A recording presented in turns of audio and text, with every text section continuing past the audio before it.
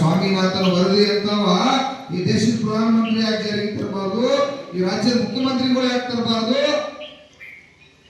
ಇವ್ರನ್ನೆಲ್ಲ ಎದಕ್ಕೆ ಕಳಿಸಿದ್ರು?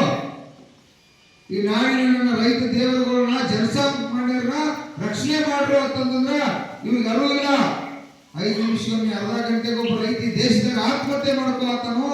ಈ ದಲಿತರ ನಾವು ಸುಖವಾಗಿ ಹೆಂಗ್ ಬದುಕುದು, ನಮ್ಮ ಕುಟುಂಬ ಹೆಂಗ, ನಾವು ಹೆಂಗ್ ಪಂಪ್ ಮಾಡೋದು, ಇಂಡಸ್ಟ್ರಿ ಇದು ಫ್ಯಾಕ್ಟ್ರಿ ಕಟ್ಟುದು, ಫ್ಯಾಕ್ಟ್ರಿ ಹಾಕಿ ಡಸ್ಟ್ ಹಾಕಿಂತ ಪ್ರಭಾಕರ್ ಕೋರೆ ಅಂತವ್ರದು ಅದು ಯಾಕೆ ಸುತ್ತಮುತ್ತ ವಾಯು ಮಾಲಿನ್ಯ ಹಾಳು ಮಾಡಿ ಅದೇ ಕುಟುಂಬ ಹೆಂಗ್ ಬೀದಿಗೆ ತರೋದು ಅನ್ನುವಂತ ಪರಿಸ್ಥಿತಿ ಒಳಗೆ ಈ ಸರ್ಕಾರಗಳವು.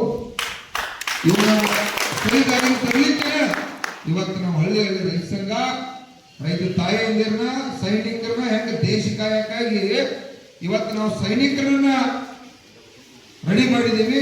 ದೇಶ ಕಾಯಕ ಹೆಂಗ ಸೈನಿಕರಲ್ಲ, ನಮ್ಮ ಮನೆಯಾಗೂ ಒಬ್ಬೊಬ್ಬ ರೈತ ಯುವ ನಾಯಕನನ್ನ ನಮ್ಮ ಶಶಿಕಾಂತ್ ಗುರೂಜಿ ಅವರ ಏನ್ ನೇತೃತ್ವದಾಗ ನಾವು ಹೋರಾಟ ಮಾಡತ್ತು, ತಾವು ಕೂಡ ನಮಗ ರೈತ ಸಂಘಕ್ಕೆ ಕೊಡ್ಲೇಬೇಕು. ಏನು ಬಿಡಿಲ್ಲ.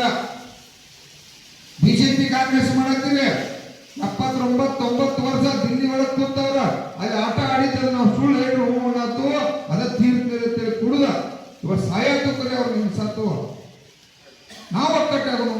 ಅವ್ರು 79 ವರ್ಷ ಏನು ಮಾಡಿ ನಿಮಗೆ ಜೈ ಎನ್ನುವುದವ್ರು ಎಂದು ಅವ್ರಿಗೆ ನೀವು ಜೈ ಎತ್ತೀರಿ.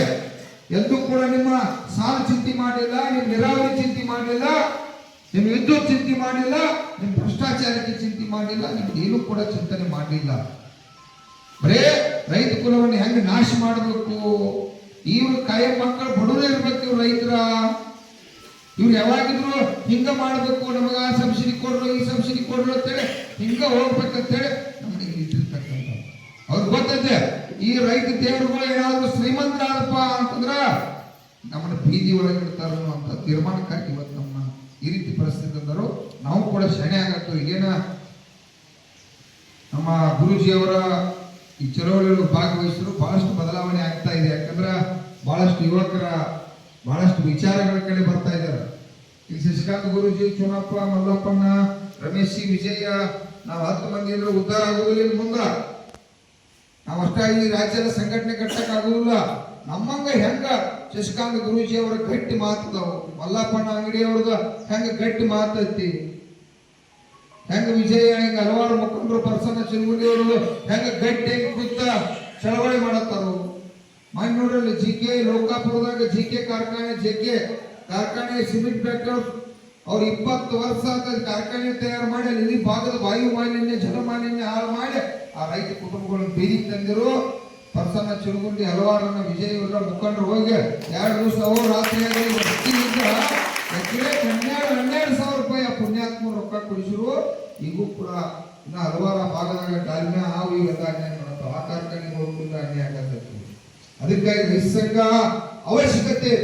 ರೈತ ಸಂಘ ಇಲ್ಲ ಅಂದ್ರೆ ರೈತ ಕುಲ ನಾಶ ಮಾಡ್ತಾರ, ಜನಸಾಮಾನ್ಯರು ನಾಶ ಮಾಡ್ತಾರ. ರೈತ ಸಂಘ ರೈತರ ನಟ ಕಾಪಾಡಕ್ಕಾಗಿಲ್ಲ. ಯಾರ್ಯಾರು ಕಷ್ಟದಾಗದಾರಲ್ಲ ಅವ್ರನ್ನ ನಮ್ಮ ಗುರೂಜಿ ನೇತೃತ್ವದಾಗ ನಾವೆಲ್ಲ ರಕ್ಷಣೆ ಮಾಡ್ತಕ್ಕಂಥ ಜವಾಬ್ದಾರಿ ಹೊರ್ತಾ ಇದ್ದೀವಿ.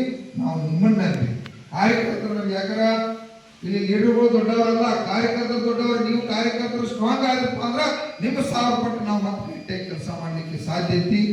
ಮತ್ತು ಹೆಚ್ಚಿನ ವಿಚಾರಗಳನ್ನ ಕಂಪ್ಯೂಟರ್ ಒಳಗೆ ಮಾತಾಡೋಣ. ಈಗ ನಮ್ಮ ಪರಮ ಪೂಜ್ಯರು ಕೂಡ 5 ನಿಮಿಷ ಹಿತವಚನವನ್ನ ದಯವಿಟ್ಟು ತಾವ ಹೇಳಲೇಬೇಕು. 5 ನಿಮಿಷ ಕೂಡ ಮಾತಾಡಬೇಕು ದಯವಿಟ್ಟು. ಯಾಕಂದ್ರೆ ಅವ್ರದೊಂದು ಪ್ರೇಮ್ ಇರಬೇಕು. ದೇವರು ಮಾತಾಡಲೇಬೇಕು.